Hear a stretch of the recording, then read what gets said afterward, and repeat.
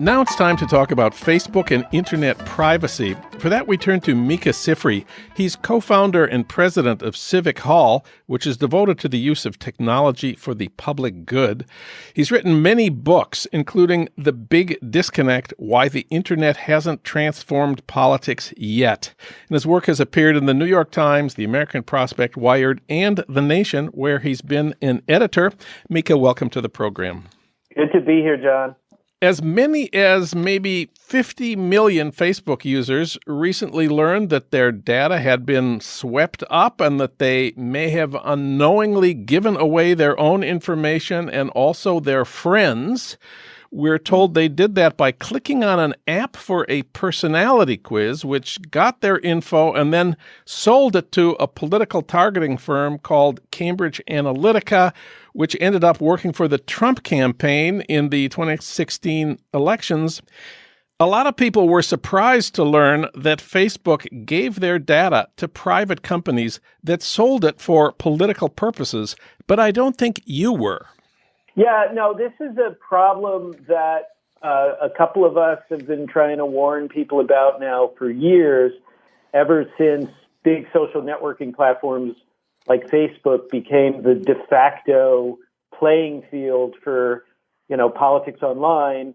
And 5-6 years ago, when Barack Obama, won re-election, it was all the rage that, look what a brilliant job they had done collecting people's data and using it to target them more effectively, or using it to raise money more effectively, or to spend advertising money more effectively.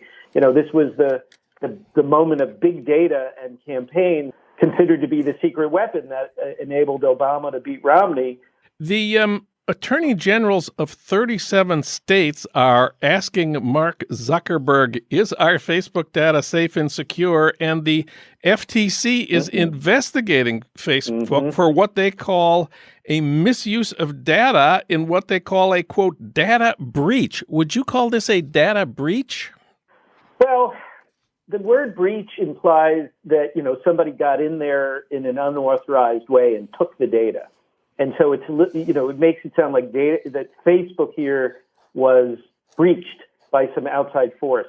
And that's not the right word, because in fact, Facebook itself has been authorizing millions of app developers to build games and other kinds of interactives on their platform going back several years, and doing very, very little to check to see whether those app developers were actually holding on to the data that they were then getting their hands on and using it appropriately.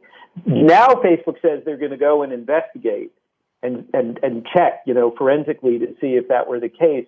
But it's already clear that, to anybody who's been following this closely, that, these barn doors have been open for a very long time. The only thing that Cambridge Analytica did that slightly different is that they didn't build the app themselves. They bought the data from an academic who had, created this personality app. But as I pointed out in some of my writing, in 2012, the Obama campaign created an app called I'm In, and they invited their supporters to click on it and join, and about 1 million people voluntarily chose to do that. And the theory there was that then Obama's campaign would be able to give you personalized content that they would then encourage you to share with your friends. And this worked very well. They called it targeted sharing. It was a big factor in helping boost turnout and in moving messages, in timely ways around whatever the message was that the campaign wanted to communicate. But the campaign itself, insiders who worked on this have said that in the course of getting 1 million people to join in, they actually were able to harvest, their word, the information on 98% of all of Facebook's adult American users at the time. How is that possible, since 98% of Facebook users were not Obama supporters and didn't register, didn't become followers of the Obama Facebook page? Because when those first 1 million people click and say I'm in, they were authorizing access not just to their own personal information, but to the information of the people who were their friends. And that is a design feature of Facebook.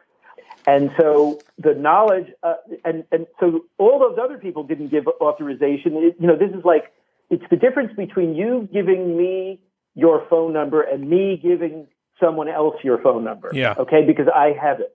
As your friend, you may trust me not to give away your phone number. Okay, we have sort of an implicit understanding, right? Like it's private.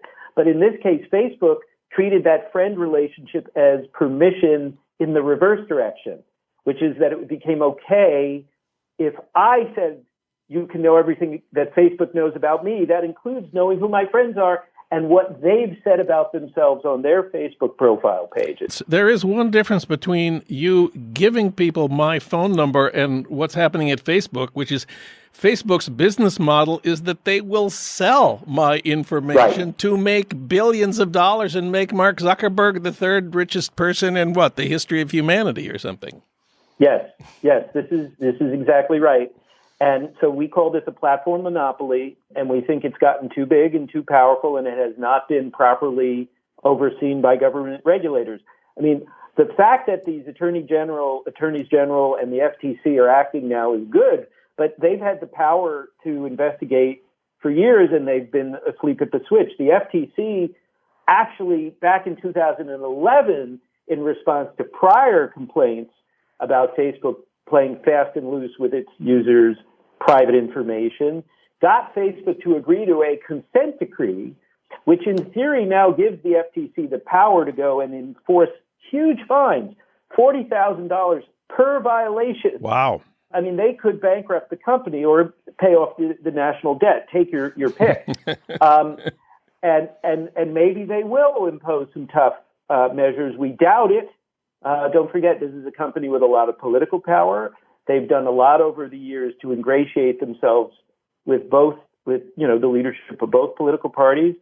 Sheryl Sandberg, the number 2 at Facebook, who's been a little bit less visible in the current scandal, came out of the Clinton administration and is still deeply tied to power brokers in the Democratic Party. So it's doubtful that there's going to be tough regulation here, but it is good that there's finally a big wake-up call happening. I noticed that you have a Facebook page. You are not quitting Facebook. Shouldn't we all quit Facebook? Wouldn't that teach them a lesson or something?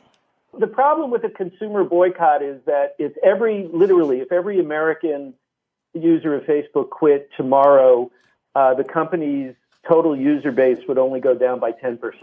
Oh, man. So, this I refer to this as Facebookistan. It's the largest country in the world. It has 2.1 billion members. Wow.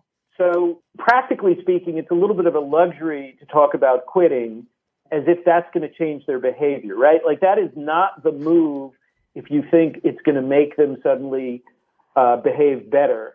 The move is to use our power as citizens of the United States, not of Facebookistan, where we have very few rights, to demand that the government and the powers that be enforce the law. And if the law isn't strong enough, that we strengthen the privacy laws.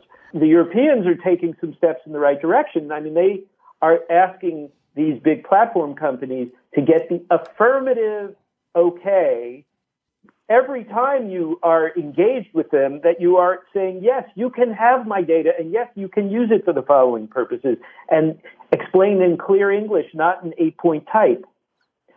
I've said to people for a long time, and it is not just my quote, but anytime you are using the internet where you are not paying for the service, you need to understand that that's because you are the product being sold. And if you are comfortable with that trade-off, fine.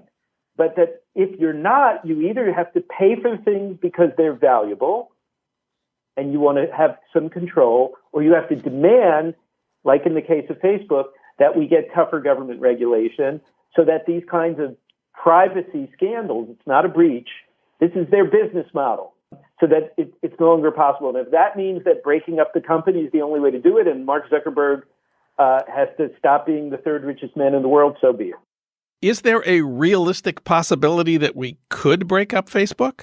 Yes, I think there is, for the same reason that in past cycles we broke up AT&T and we broke up Microsoft. There has been tough antitrust enforcement before. It's cyclical. And obviously, and it isn't just Facebook, by the way. We may need to look at Amazon. We may need to look at Google, because these are also big platform monopolies that are abusing their power too, in ways perhaps not as troubling as certainly the case we're talking about now. But I think the answer is yes, this is possible. Don't forget, it is still a competitive industry, and Facebook does have enemies who would also be interested in seeing it broken up, because they have acted in ways that are deeply anti-competitive to new startups. What Facebook does now is it doesn't innovate, it buys its competition. And that's a serious question in and of itself. I would say, for starters, the one thing we may see happen sooner rather than later is that regulators come in and say, you know what, Facebook, for the next 5 years, you don't get to buy any of your competition. You don't get to buy Instagram. You don't get to buy Snapchat. You know, these new things get to develop on their own.